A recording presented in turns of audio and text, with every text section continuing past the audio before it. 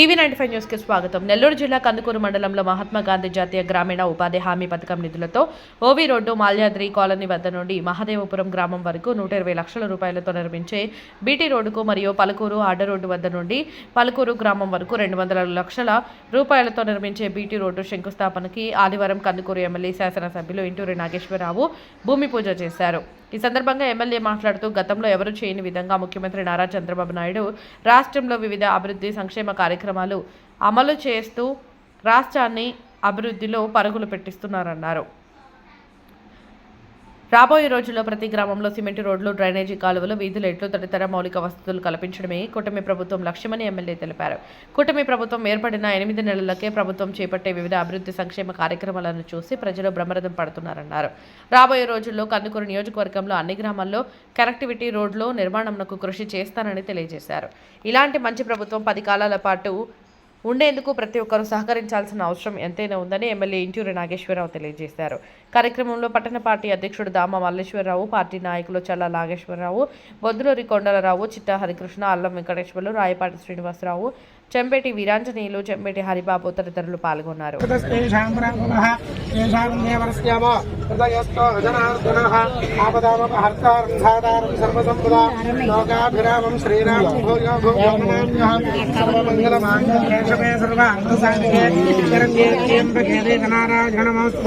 ఓం జ్ఞానాం భాగవే నవీన బాబమస్తవత్వం దేశానం ధ్యాయామి ధ్యానమునోపయామి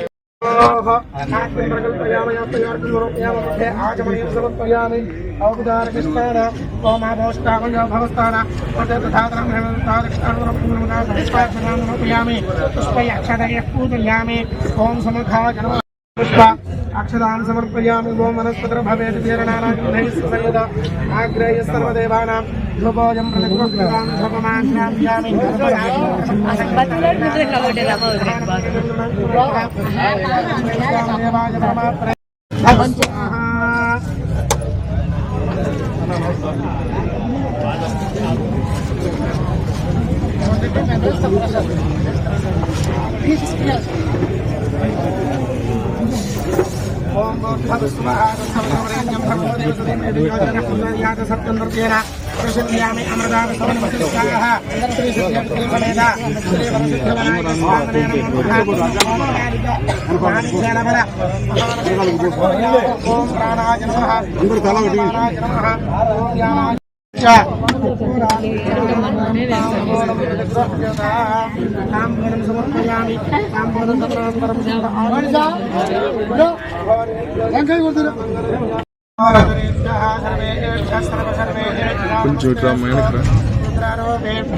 ఆనంద కర్పూర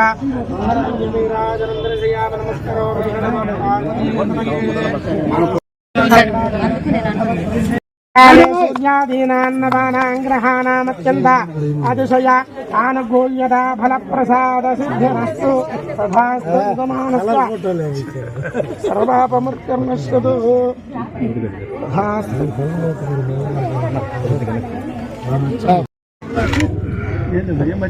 అడుగుతున్నాడు.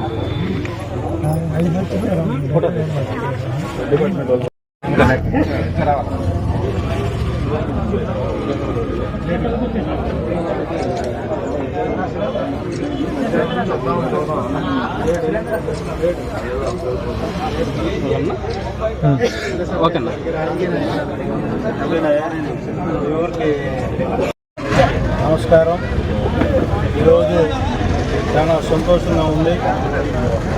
ఈ ప్రభుత్వం వచ్చిన తర్వాత ఈ రాష్ట్ర ముఖ్యమంత్రి వర్యులు నారా చంద్రబాబు నాయుడు గారు, ఉప ముఖ్యమంత్రి పవన్ కళ్యాణ్ గారు ఈ రాష్ట్రంలో స్థానిక సంస్థలని ప్రతిష్టంగా తయారు చేయాలని చెప్పి ఒక ఆలోచనతో ఈ రాష్ట్ర ప్రగతిని కోరుకుంటూ దానిలో భాగంగా ప్రభుత్వం వచ్చిన 6 నెలల్లోనే 15 కోట్ల రూపాయల సిమెంట్ రోడ్లు ఇవ్వడం జరిగింది.